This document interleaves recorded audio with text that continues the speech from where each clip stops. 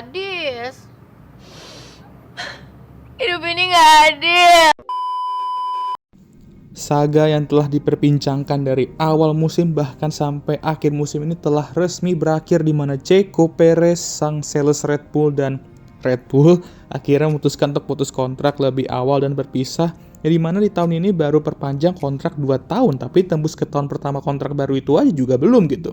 Sangat meresahkan. Dan mereka ambil Liam Lawson sebagai penggantinya di Red Bull, dan ini tentu memberikan reaksi yang sangat ramai dan kebanyakan tuh tidak senang tentunya. Tapi hari ini gue mau ngebahas mengapa keputusan ini tuh lebih sulit dari yang kalian semua kira, dan ya akhirnya mau siapapun yang mereka ambil nanti bakal selalu ada keuntungan dan potensi kerugian yang besar.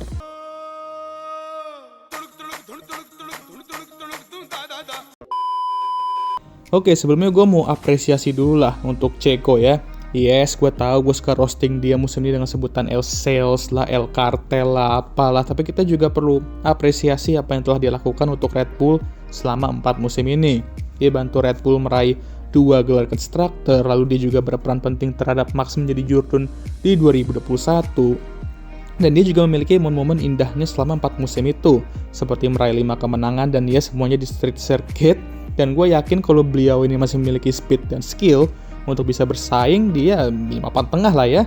Beliau mungkin hanya butuh penyegaran mental dan lingkungan aja. Dan itu juga kenapa gue setuju banget kalau dia sebenarnya diambil oleh tim lain, khususnya mungkin Cadillac ya, untuk 2026. Dan emang sangat disayangkan Red Bull terlalu awal memperpanjang kontraknya, karena seandainya dia dikeluarkan di pertengahan musim, dia tuh masih ada waktu untuk cari tim lain, karena gue yakin tim Gurem di bawah itu maulah ambil dia karena pengalaman, speed, dan input-inputnya bisa digunakan oleh mereka. Dan ya tentu duitnya juga ya. Ya, best wishes untuk Checo ke depannya lah, dan kalau misal dia masih bisa comeback ke F1, suatu saat nanti gue seneng lah, karena kita nggak boleh lupa Checo yang old sebelum dia ke Red Bull tuh sebagus apa ya. Oke, sekarang kita ke keputusan ini. Siapa yang menggantikannya? Dan ya, jadi Checo keluar tuh udah fix, hanya 2 pembalap yang bakal menggantikan dia di kursi Red Bull itu dan menjadi rekan Max Verstappen di 2025. Daniel Rick udah KO duluan di tengah jalan, dan Franco Colapinto tidak hanya merusak mobil-mobil Williams itu, tapi juga merusak hype gede dia di awal-awal yang membuat Red Bull tidak tertarik lagi dengannya ya. Jadi opsinya tersisa 2, yaitu ngepromot antara Yuki Tsunoda atau Liam Lawson. Yuki, ya dia seiring berjalannya waktu tuh selalu menunjukkan perkembangan yang signifikan. Dari 2022 di mana dia tuh sebenarnya speednya ada tapi crash melulu, terus juga emosian juga ya. Lalu di 2022 dia sudah bisa mengimbangi Pierre dan gak kena dominasi lagi kayak di musim sebelumnya. Di 2023 dia mendominasi Nick De Vries, dan di 2024 dia juga mengalahkan Danny Rick dan juga mengalahkan Liam Lawson sepanjang mereka jadi rekan tim. Tidak dapat dipungkiri bahwa selain karena dia emang selalu menunjukkan perkembangan, dia bisa bertahan sejauh ini juga karena pengaruh Honda, dan ironis juga karena itu juga dia tidak bisa naik pangkat. Ya begitulah, tapi performa dia sejauh ini menunjukkan bahwa dia tuh layak diberikan kesempatan untuk naik ke Red Bull itu. Dia juga sudah bersabar nunggu, dan gak mungkin lah dia bakal menghabiskan karirnya berada di tim junior. Apalagi 2025 dia akan memasuki musim kelimanya di F1. Red Bull dan khusus Helmut Marko memuji performa Yuki dan bilang bahwa ya kita tentu akan pertimbangkan dia, dan ya hanya pertimbangkan aja. Tapi di saat yang sama, gue rasa Red Bull juga melihat perkembangan dia selama ini dan resikonya tuh cukup gede, karena mungkin mereka melihatnya kayak ya dia tuh bagus tapi ya bagus aja gitu, dan mereka tuh butuh hal yang extraordinary gitu, karena takut ini juga bakal sama aja kayak yang sudah-sudah. Tentu ada plan jangka panjang, dan pastinya gue bilang backingan Honda tadi, karena kan ini musim terakhir Red Bull memakai mesin Honda tuh 2025.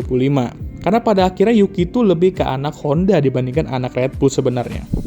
Tapi kalau gitu, bukankah Liam Lawson juga sama aja bang kalau kita melihat soal potensi kerugian itu? Atau malah lebih parah lagi, apalagi musim ini dia kena out-qualified 6-0 dari Yuki, dan ya bahkan ini kayak biasa aja performanya gitu. Yes, betul. Tapi ngomong soal 6-0 itu, menurut gue tanpa konteks itu bakal dilihat agak underwhelming, yang dimana ya sedikit bener, cuma dengan konteks yang gak separah itu sebenarnya. Jadi ya kayak head to head Lando sama Oscar di qualifying musim ini, dimana emang jauh banget gap angkanya, tapi gap aslinya tidak sejauh itu atau malah deket banget. Ya kurang lebih sama lah. Gimana Liam tuh di balapan comeback ke F1, dia mampu mengout-qualified Yuki sebenarnya di sprint shootout di kota. Lalu di hampir semua track kecuali Las Vegas, dia selalu berada di 0,1 sampai 0,3 detik di belakang Yuki. Nah, kita nggak boleh lupakan qualifying di Brazil, dimana dia qualified di posisi kelima dan di hujan juga, dan karena itu baru qualifying hujan dia kedua sepanjang karirnya di F1. Jadi Liam ini jelas punya talenta, tapi emang masih banyak yang belum terlihat dan ya kasarnya masih unknown lah ya. Karena kita baru lihat dia balapan 11 kali. Tapi kenapa juga dia yang diambil bang? Kenapa nggak Yuki? Kenapa nggak Lewis? Gini, sebenarnya Red Bull tuh sadar bahwa 2025 mereka tuh bakal struggle dan ada potensi Max keluar dari tim ini atau pensiun dalam waktu dekat. Jadi mau nggak mau mereka butuh plan jangka panjang, dan seperti gue bilang tadi, ini mesin terakhir Honda di Red Bull itu, dan mereka butuh jangka panjang dong, nggak mungkin mereka ya menggunakan pembalap titipan Honda itu. Liam Lawson tentu bisa dijadikan sebagai plan jangka panjang. Ingat, kita baru lihat dia balapan 11 kali, dan dari 11 balapan itu tentu ada hal extraordinary dan ada hal yang agak bapuknya juga. Tapi ya wajar aja, dia masih muda cuy ya. Dan jika dipoles dengan benar, dia bisa aja jadi talenta besar. Tapi tentu resikonya juga besar karena takutnya ya itu tadi, dia jadi korban yang sudah-sudah bapuk dan kena mental jadi rekan tim Max. Sebenarnya sama aja resikonya kayak Yuki, sama-sama takut gagal aja, dan karena itu juga keputusan ini jauh lebih sulit dari yang kita semua kira. Tapi kalau kasus Liam ini, dia kan emang masih belum ketebak nih sebagus apa, dan Red Bull tuh yang mau lihat langsung aja di seat Red Bull itu sebagus apa dia kalau misal dipoles dengan baik. Karena kalau Yuki mungkin ya mereka ngerasa perkembangannya bagus, tapi takutnya ditaruh di Red Bull itu mulai lagi dari nol ya kan, karena mobil yang berbeda tentunya dan lingkungan yang berbeda sedikit. Tapi menurut gua, alasan terbesar kenapa Liam yang dipilih ialah jangka panjang seperti gue bilang tadi, politik, dan tentunya masa depan Max yang sudah mulai dipertanyakan. Jadi gue nggak terkejut juga kenapa mereka mau ambil Liam Lawson. Red Bull tuh juga udah lihat tuh sendiri pembalap-pembalap muda zaman now yang mampu impress ketika dikasih kesempatan. Dan melihat tim-tim lain sudah mulai bergerak dalam pembalap muda mereka juga pasti mau mengikuti tren itu dan langsung menaikkan Liam Lawson pembalap muda mereka. Jadi apapun keputusan mereka terhadap si Red Bull ini, pasti bakal ada yang setuju dan gak setuju. Gak fair ke Yuki ya jelas, tapi begitulah hidup ya kan. Mana ada hidup itu adil. Emotional, damn it! Apakah ini keputusannya tepat?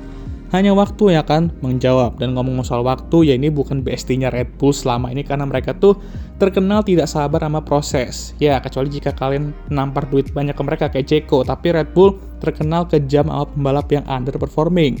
Dan mereka juga pasti sudah tahu plan B jika keputusan ini tidak berhasil. Tapi gue harap Red Bull, kalau misalnya emang bener nih yang gue bilang tadi, mereka mau jangka panjang, ya mereka harus bersabar dalam bimbing Liam Lawson ini. Jangan langsung expect dia tuh melakukan hal yang extraordinary ya kan.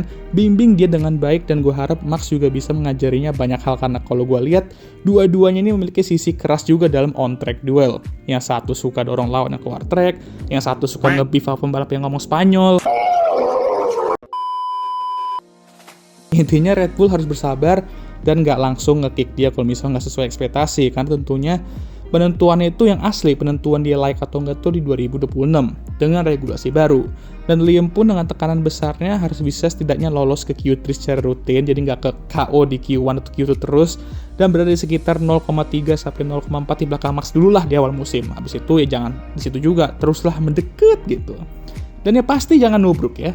Dah gitu dulu aja, nggak usah gede-gede harapannya, pelan-pelan aja nikmati prosesnya ya kan. Balik lagi, gue mengerti kekesalan semua orang, dan gue jujur di pribadi dalam hati gue yang paling dalam, gue tuh juga mau Yuki yang naik sebenarnya ya. Karena mau lihat aja apakah kesabaran dia selama ini dan perlahan juga berkembang tuh udah cukup untuk bisa membuat dia naik ke Red Bull atau enggak. Tapi sayangnya itu pun tidak cukup. Tapi dengan opsi yang ada, menurut gue dialah yang harusnya naik.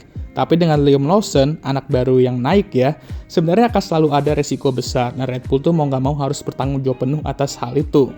Tapi ini juga bukan keputusan yang buruk-buruk amat lah seperti orang bilang. Kita perlu ingat, sebelum F1, karir junior Liam Lawson ini cukup oke. Dan ya beberapa kali bad luck dan tercurangi seperti di DTM Final 2021 kemarin ya. Dan itu membuat dia kadang gagal meraih gelar juara. Setidaknya lolos dari 2025 aja dulu lah dia kan. Dan 2026 nanti kita akan kembali ke perbincangan ini. Atau malah ya 2026, Yuki mungkin sudah ke Aston ikut Honda. Dan Red Bull juga masih memiliki Arve Vetlin Blood ya.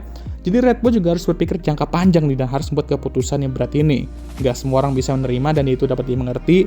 Yang nggak bisa diterima dan dimengerti adalah kenapa Franco Colapinto nggak di F1 musim depan. Kata fans Argentina tapi. We don't care. Let me tell you, we don't care. Oke lah, sekian video kali ini.